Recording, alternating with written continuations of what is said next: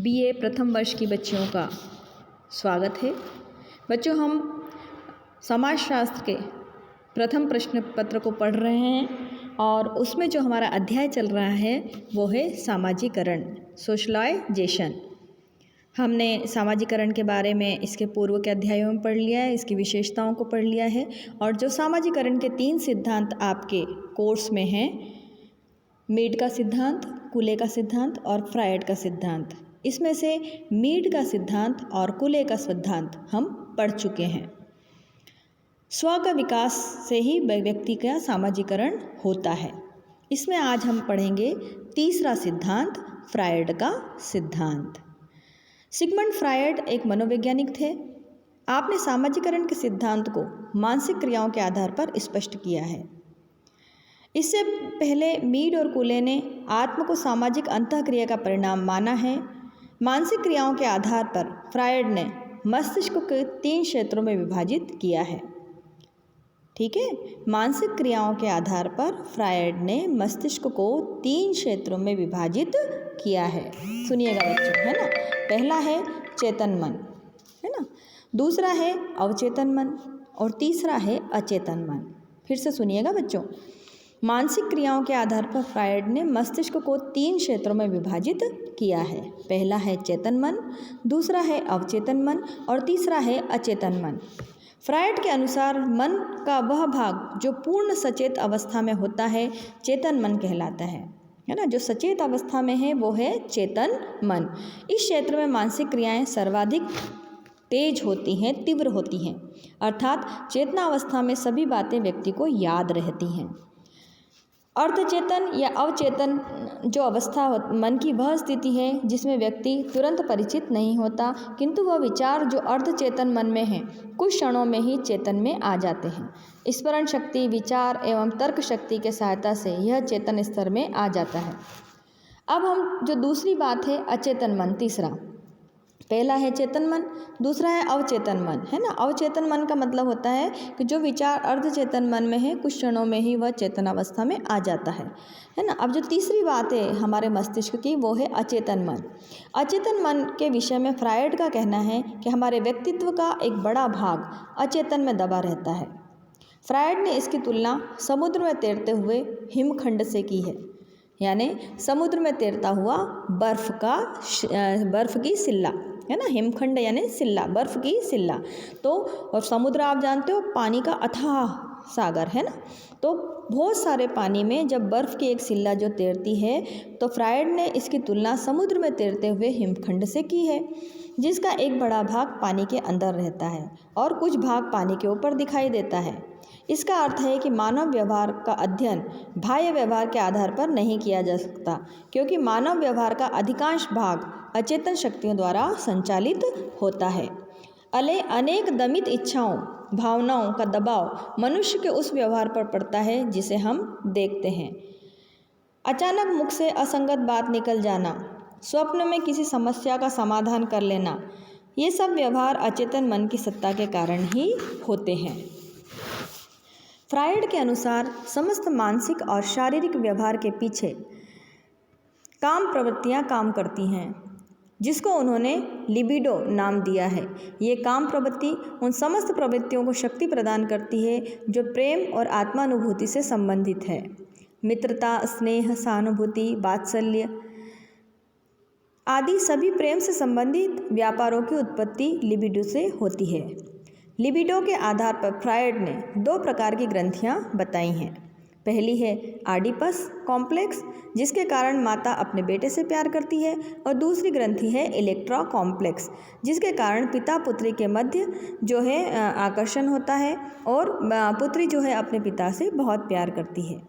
Freud ने अन्य समाजशास्त्र द्वारा ली गई अवधारणा सामाजिकृत स्व को नकारा है और माना है कि समाज और स्व में कोई तालमेल नहीं होता। आपने सामाजिकरण का सिद्धांत 3 अवस्थाओं पर आधारित माना है। ये 3 अवस्थाएं हैं इड, दूसरा अहम या ईगो और तीसरी है पराहम या ना सुपर ईगो। फिर से बताती हूँ बच्चों, यहाँ आपको याद भी दिला देती हूँ। मीड ने स्व के विकास में जो है आई और मी को माना था कि इनकी अंतःक्रिया के द्वारा स्व का विकास होता है। कुले ने आत्मदर्पण दर्शन का सिद्धांत बताया था, जिसमें व्यक्ति और समाज को दर्पण माना था और व्यक्ति उस दर्पण में अपने आप को निहारता है और स्व का विकास करता है, यह समझाया था। फ्रायड जी का कहना है कि व्यक्ति का जो स्व है वो सामाजिकरण के सिद्धांत को उन्होंने 3 अवधारणाओं पर दिया है। यहाँ फ्रायड की हम बात कर रहे हैं, तो इन 3 अवस्था बताई हैं, इड, ईगो और सुपर ईगो। इड, अहम और पराहम, है ना, हिंदी में हम इसे यही कहेंगे। इड तो हिंदी में इडी है, ईगो को हम अहम कहते हैं और पराअहम को हम सुपर ईगो कहते हैं। तो आइए अब हम समझते हैं ये इड, ईगो और सुपर ईगो क्या है। पहले हम समझते हैं इड को। इड, इसका कार्य क्षेत्र अचेतन मन है। अभी हमने थोड़ी देर पहले बताया ना बेटा, अचेतन मन, अवचेतन मन और एक तो चेतन मन, अवचेतन मन और अचेतन मन, ये समझाया ना आपको। तो सबसे पहली बात है, ईड जो है इसका कार्यक्षेत्र अचेतन मन है। यह व्यक्ति की समस्त मानसिक क्रियाओं का आधार है और इसका संबंध मूल प्रवृत्तियों और जन्मजात प्रवृत्तियों से है। ईड को काम प्रवृत्तियों का भंडार कहा जाता है। इसमें समस्त दमित इच्छाएं, विचार, अनुभूतियां रहती हैं। इसका सामाजिक और नैतिक मूल्य नहीं होता, यह तर्कहीन होता है, यथार्थ से इसका कोई संबंध नहीं होता है। यह सुखवादी सिद्धांत द्वारा शासित होता है, अर्थात हर स्थिति में संतुष्टि चाहता है। मतलब ईड जो है उसका सीधी बात बच्चों, ईड का नैतिक मूल्य से कोई लेना देना नहीं रहता है, तर्कहीन होता है और इसका यथार्थ जो परिस्थितियाँ रहती है इससे इसका कोई संबंध नहीं होता है। दूसरा है अहम या ईगो। यह सामान्य विवेक है। इसका बहुत बड़ा भाग चेतन और तार्किक प्रवृत्तियों से है। इसका संबंध वातावरण, जन वास्तविकता से होता है। इसमें आत्मनिष्ठता होती है, तर्क वितर्क से इसका संबंध होता है और यह बाह्य यथार्थ और मूल प्रवृत्त्यात्मक व्यवहार पर नियंत्रण करता है। इस प्रकार अहम मन का शासक है। यह व्यक्ति को सामाजिक परिस्थिति के अनुसार व्यवहार करने के लिए निर्देश देता है। तीसरा है पराअहम। फ्रायड के अनुसार पराअहम का संबंध नैतिक आदर्शों और मान्यताओं से होता है। बाह्य वातावरण, व्यक्ति, समाज, परिवार आदि के भाव इसके द्वारा प्रकट होते हैं। पराअहम का कार्य अहम पर नियंत्रण रखना है। समाज विरोधी कार्यों पर नैतिक बंधन लगाना और नैतिक मन को धारणा का विकास करना इसी का कार्य है। व्यक्ति की सामाजिकरण की प्रक्रिया में पराअहम विशेष रूप से सहायक होता है। इन तीनों के आधार पर सामाजिकरण की प्रक्रिया इस प्रकार हो सकती है। यदि अहम ईड को अपने वश में रखता है और पराअहम से शासित होकर कार्य करता है तो व्यक्ति समाज सम्मत कार्य करेगा और व्यक्ति का सामाजिकरण यही दिशा में होगा। दूसरा है, यदि व्यक्ति अहम पर प्रभावी हो जाएगा और पराअहम की बात न मानेगा, अर्थात व्यक्ति ईड के अनुसार आचरण करेगा, तो व्यक्ति समाज विरोधी कार्य करेगा और उसका सामाजिकरण गलत दिशा में होगा। तीसरा, यदि व्यक्ति ईड, अहम और पराअहम तीनों के में संघर्ष हो जाता है और कोई एक निर्णय नहीं हो पाता तो व्यक्ति का व्यक्तित्व विकृत हो जाता है ना। एक उदाहरण द्वारा हम इसे समझते हैं कि माना किसी व्यक्ति को रास्ते चलते एक पर्स पड़ा मिलता है, तब अहम कहता है यह पर्स अपना नहीं है, अतः मुझे यह नहीं लेना चाहिए। ईड कहता है इसमें रुपए होंगे जिसकी मुझे ज़रूरत है, अतः यह पर्स मुझे उठा लेना चाहिए।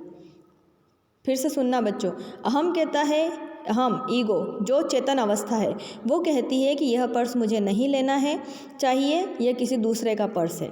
जबकि ईड जो अचेतन मन है वो कहता है कि इसमें रुपए होंगे और इसे मुझे उठा लेना चाहिए। अब ईड और ईगो, ईड और अहम में संघर्ष चलता है ना। पराअहम कहता है कि इस पर्स को पुलिस या ऐसे व्यक्ति को दे दो जिससे वह संबंधित व्यक्ति के पास पहुंच जाए। अहम विश्लेषण करके निर्णय लेता है कि उसे पर्स संबंधित व्यक्ति तक पहुंचा देना चाहिए। यह निर्णय समाज सम्मत है, किंतु कभी कभी ईड के प्रभावी होने पर वह पर्स चुपचाप उठाने का कार्य भी कर लेता है व्यक्ति, क्योंकि ईड सुखवादी सिद्धांत को मानता है। और कभी कभी निर्णय नहीं हो पाता है कि क्या करना चाहिए, तब मनुष्य संघर्ष की स्थिति में आ जाता है। इस प्रकार सामाजिकरण की प्रक्रिया फ्रायड के अनुसार ईड, ईगो और सुपर ईगो के आधार पर चलती रहती है। फ्रायड के अनुसार ईड और ईगो के संबंध की तुलना घोड़े और सवार से की जा सकती है। ईड एक प्रकार से घोड़ा है जिस पर अहम सवार है। यह अहम रूपी सवार ईड रूपी घोड़े को मंजिल तक ले जाता है। पराहम सड़क पर स्थित ट्रैफिक इंस्पेक्टर के समान है, जो त्रुटि करने पर सही दिशा प्रदान करता है। इस प्रकार ईड और ईगो दोनों सुपर ईगो के नियंत्रण में रहते हैं।